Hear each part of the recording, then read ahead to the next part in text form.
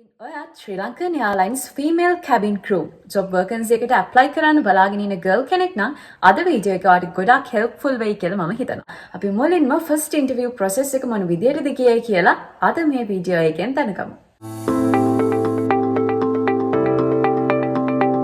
ඉතින් ගර්ල්ස් මම අද ඔයාලත් එක්ක ෂෙයා කරගන්න බලාපොරොත්තු වෙන්නේ Sri Lankan airlines cabin crew interview process එකේ මගේ පර්සනල් එක්ස්පීරියන්ස් එක.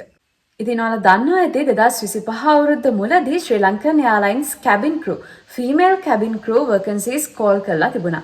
ඉතින් මමත් ඒ වර්කන්සි එකට ඇප්ලයි කරා.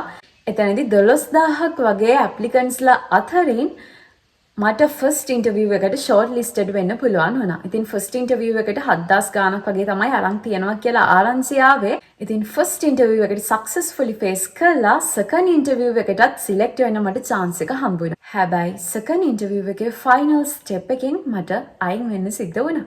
ඉතින් අද මම මේ වීඩියෝ එකෙන් ඔයාලත් එක්ක ෂෙයා කරගන්නේ මගේ ෆස්ට් ඉන්ටර්විව් එක්ස්පීරියන්ස් එක. මම තව වීඩියෝ එකක් අරගෙන එන්නම් සෙකන්ඩ් ඉන්ටර්විව් එක මොන විදියටද උනේ කියලා. ඉතින් 2025 අවුරුද්දේ ශ්‍රී ලංකන් එයාලයින් එකට ෆීමේල් කැබින් ක්‍රූ මෙම්බර්ස්ලා රෙක්රූට් කරගන්න ෆස්ට් ඉන්ටර්විව් එක දවස් 3ක් තිබුණා. ඉතින් මයි මාසේ 20, 21 සහ 22 කියන දවස් තුනේම BMI CH එකේදී මේ ෆස්ට් ඉන්ටර්විව් එක තිබුණා. ඉතින් සෙකන්ඩ් ඉන්ටර්විව් එකට කැන්ඩිඩේට්ස්ලව ෂෝට් ලිස්ටඩ් කරගන්න තමයි මේ ෆස්ට් ඉන්ටර්විව් එක තිබුණේ. මට ඉන්ටර්විව් එක තිබුණේ මයි මාසේ 21 වෙනිදා.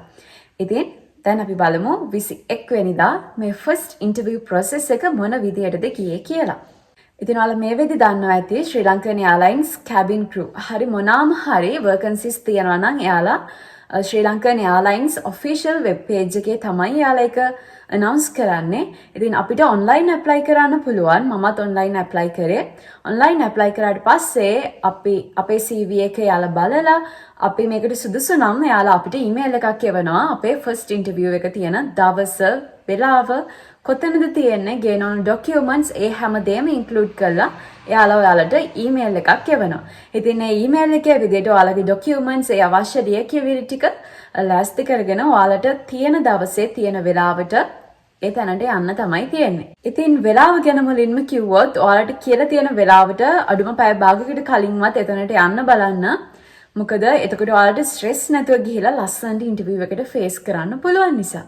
ඉතින් අපි ඉන්ටර්විව් ඩේ එකේ BMI CH එකට ගියාට පස්සේ අපි හැමෝම ලයින් අප් කරලා තිබුණා. මොකද හැමෝම එකවර තමයි ඇතුළට ගන්නෙ. අපේ ටයිම් එක ආවට පස්සේ අපි හැමෝම ඇතුළට ගන්න එකවර. ඉතින් ඒ නිසා අපිව ලයින් අප් කරලා තිබුණා. ඉතින් ගොඩ කැන්ඩිඩේට්ස්ලා හිටපු නිසා අපිට එළියෙත් ඉන්න වුණා. ලොකු අවුවක් එහෙමත් තිබුණා. ඒ නිසා ඔයාලා ඉන්ටර්විව් එකට යද්දී ඔයාලා දාන මේකප් එක ඒ දේවල් හොඳට දාගෙන යන්න. මොකද නැත්තම් හරි එළිය අවුවේදී ඒක දිය වෙලා යන්න පුළුවන්. ඒ නිසා ඒ ගැනත් සැලකිලිමත් වෙන්න. ඉතින් අපි මේ විදිහට එළිය ලයින් අප් වෙලා ඉඳලා ඔන්න ටයිම් එක ආවට පස්සේ අපිව ඇතුළට ගත්තා. ඇතුළට අරගෙන අපි හැමෝම මුලින්ම වාඩි වෙන්න කිව්වා. ඊට පස්සේ වාඩි වෙන්න කියලා අපිට ඩොකියුමන්ට් එකක් දෙනවා ෆිල් කරන්න. අපේ ඉන්ෆර්මේෂන්ස් එහෙම දාලා අපි ඒක ෆිල් කරන්න ඕනේ. එතනදී ස්පෙෂල්ම දෙයක් තමයි ඔයාලට එවන ඊමේල් එකේ ඔයාලගේ ඇප්ලිකන්ට් නම්බර් එකක් තියෙනවා. අන්න ඒක මතක ඇදුව අරගෙන යන්න. මොකද ඒක නැතුව අපිට ඉස්සරහට යන්න අමාරුයි. ඒ නිසා ඔයාලගේ ඊමේල් එකත් එක්ක එවන ඔයාලගේ ඇප්ලිකන්ට් නම්බර් එක අනිවාර්යෙන් print out එකක් හරි අරගෙන එහෙම නැත්නම් ඊමේල් එක හරි සේෆ් තියාගෙන ඉන්ටර්විව් එකේ දවසට යන්න. මොකද අපිට යාලා දෙන ෆෝම් එකේ අපි ඒ නම්බර් එක දාන්න ඕනේ. අන්න ඒ නිසා. ඊට පස්සේ ඩොකියුමන්ට් එක අපි ෆිල් කරාට පස්සේ මුලින්ම තිබුණේ අපේ ඩොකියුමන්ට් චෙක් කරන ප්‍රොසෙස් එක. එතනදී අපි හැමෝම වෙනම රූම් එකකට අරගෙන ගියා. එතනට ගියාට පස්සේ එතන පැනල්ස් 3ක් වගේ තිබුණා. ඒ පැනල්ස් වලින් අපේ ඩොකියුමන්ට්ස් ටික චෙක් කරනවා. මට මතක විදිහට original O levels result sheet එක, ඊට පස්සේ NIC එකේ කොපි එකක්, ඔරිජිනල් NIC එක, ඊට පස්සේ අපේ ඇප්ලිකේෂන් ෆෝම් එක, ඒ වගේ දේවල් තමයි අරගෙන යන්න තිබුණේ. මම ඊමේල් එක හෙව්වා. මගේ ඊමේල් එක මට හොයාගන්න නැහැ. බය වෙන්න එපා. යාළුවා ඔයාලට ඊමේල් එකේ වදි ගේන ඕන ඩොකියුමන්ට්ස් ඔක්කොම එයාලා මෙන්ෂන් කරලා තියෙනවා. ඒ නිසා ඒ ටික අරගෙන යන්න. එතකොට ෆස්ට් ස්ටෙප් එක විදිහට අපේ ගෙනපු ඩොකියුමන්ට්ස් ටික හරිද කියලා එයාලා චෙක් කරනවා. අන්න ඊට පස්සේ ඩොකියුමන්ට්ස් චෙක් කරලා එතනින් පාස් වෙන අයව ඊට පස්සේ යවනවා BMI එක චෙක් කරන්න. BMI එක කියන්නේ උසට සල්ලන බර තියෙනවද කියලා චෙක් කරන්න තමයි මෙතනදී අපි එක්කගෙන යන්නේ. ඉතින් මෙතනදී අවම උස එයාලගේ වෙබ්සයිට් එකේ මෙන්ෂන් කරලා තියෙනවා. අපි ඇප්ලයි කරද්දී ඒක මෙන්ෂන් කරලා තියෙනවා අවම උස සෙන්ටිමීටර්ස් කීයක්ද තියෙන්න ඕනි කියලා. මතක විදියට සෙන්ටිමීටර්ස් 160ක් තමයි අවම උස තියෙන්න ඕනේ. 160ක් නැති ඔයාලටත් තව chance එකක් තියෙනවා. arm reach එක යාලා check කරනවා 212ක. සෙන්ටිමීටර් 212ක් ඔයාලට arm reach කරන්න පුළුවන්. ඒ කියන්නේ ඔයාලගේ ඇඟිලි තුඩු වලින් ඉස්සරහා ඔයාලට 212ක් උඩට reach වෙන්න පුළුවන් නම් ඔන්න එතකොට එතන ඔයාලට shape. අර minimum උස නැති වුණත් ඔයාලට arm reach එක okay නම් එතනදී ඔයාලා එකෙන් pass වෙනවා. එහෙම විතරක් මදි ඔයාලට උසට ශරීරන බරත් මෙතනදී අනිවාර්යෙන් තියෙන්න ඕනේ. ඉතින් ගොඩාක් කැන්ඩිඩේට්ස්ලා මෙතනින් රිජෙක්ට් වුණා BMI එක හරියට නැතුව. ඉතින් second step එක විදියට වෙන්නේ ඔය BMI එක check කරන process එක. ඔන්න third step එක තමයි ගොඩක්ම strictly බලන step එක. මේකෙදි කරන්නේ ඔයාලගේ profile එක check කරන එක. ඒ කියන්නේ දැන් ඔයාලා ඇඳගෙන යන්න ඕනේ interview එකට යද්දී ඇඳගෙන යන්න ඕනේ ඔස්සරි එකක්නේ. you කර කපපු ජැකට් එකත් එක්ක ඔස්සරි එක තමයි ඇඳගෙන යන්න ඕනේ. එතකොට මෙතන ප්‍රොෆයිල් චෙක් එකේදී බලන්න ඔයාලගේ මේ visible areas වල මොනවා හරි patches තියනවාද? මොනවා හරි scars තියනවාද? ඊට පස්සේ ඔයාලගේ දත් හරි ලස්සනට කෙලින් තියනවාද? හිඩැස් මොනවා හරි තියනවාද? ඒ වගේ දේවල් තමයි මේ ප්‍රොෆයිල් චෙක් එකෙන් බලන්නේ. ඉතින් ඒ නිසා ඔයාලා යන්න කලින් ඔයාලගේ මොනවා හරි එහෙම scars තියනවා නම් ඒවට treatment කරගන්න try කරන්න. මොකද එතනදී යාලා අහද්දි එතකොට අපිට කියන්න පුළුවන් මෙහෙම මේවට අපි treatment කරනවා. පුළුවන් නම් doctor prescription එකත් අරගෙන යන්න.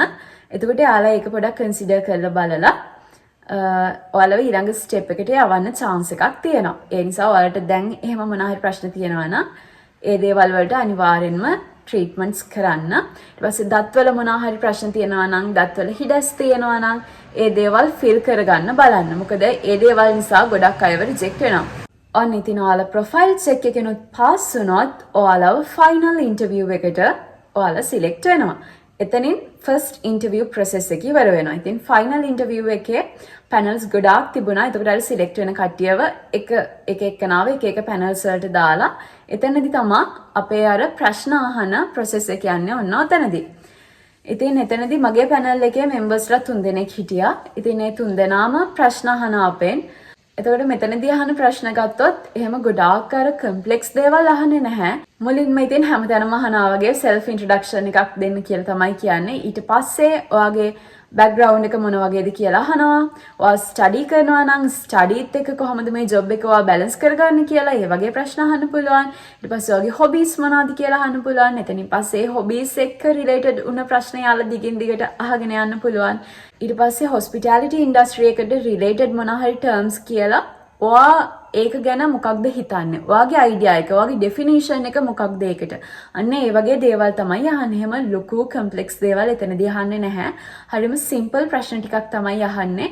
ඕන තරම් videos තියෙනවා YouTube එකේ. ඉතින් ඔයාලට interview එකට යන්න කලින් මේ දේවල් check කරලා ready වෙලා යන්න පුළුවන්. ඉතින් මේ final step එකට face කරද්දී ඔයාලා හොඳ confident එකකින් ඒ අහන ප්‍රශ්න වලට උත්තර දෙන්න. එතනට ගිහිලා බය වෙලා ඉන්න එපා. මොකද ඊට පස්සේ අපි කියන්න යන දේවලුත් අපිට හරියට කියා ගන්න බැරි වෙනවා. තව දෙයක්. මම TikTok එකේ දාපු වීඩියෝ එක දැකලා ගොඩ දෙනෙක් අහලා තිබුණා ඉන්ටර්විව් එක තියෙන්නේ ඉංග්‍රීසි වලින්ද කියලා. ඔව්, ඉන්ටර්විව් සම්පූර්ණ process එකම යන්නේ ඉංග්‍රීසි වලින්. ඉතින් ඉංග්‍රීසි වලින් තමයි මේ අහන ප්‍රශ්න වලටත් අපිට උත්තර දෙන්න වෙන්නේ. ඒ නිසා ඔයාලා බය වෙන්න එපා. අපි එතනදී ගිහින් පැනික් වුණා කියන්නේ අපි කියන්න ඉන්න දේවලුත් කියන්න බැරි වෙනවනේ. ඒ බය නැතුව හොඳ confident එකකින් එයාලා අහන ප්‍රශ්න වලට හරිම freely answers දෙන්න. ඉතින් මේ ෆයිනල් ස්ටෙප් එකට ඔයාලා හොඳින් ෆේස් කරලා මේ ස්ටෙප් එක පාස් වුණොත් ඒ වෙලාවෙම ඔයාලට චිට් එකක් දෙනවා ඔයාලා ෆස්ට් ඉන්ටර්විව් එකෙන් සෙකන්ඩ් ඉන්ටර්විව් එකට ෂෝට් ලිස්ටඩ් වුණා කියලා. ඉතින් මම ඔයාලා හැමෝටම විශ් කරනවා ඔයාලගේ ඩ්‍රීම් ජොබ් එකට යන්න ඔයාලට පුළුවන් වෙන්න කියලා. ඉතින් අද වීඩියෝ එකත් එක්ක දිගටම එකතු වෙලා හිටියට ඔයාලා හැමෝටම thank you so much. අපි ඊළඟ වීඩියෝ එකෙන් බලමු මගේ සෙකන්ඩ් ඉන්ටර්විව් එක්ස්පීරියන්ස් එක මොන වගේද උනේ කියලා. Bye bye. Thanks for watching.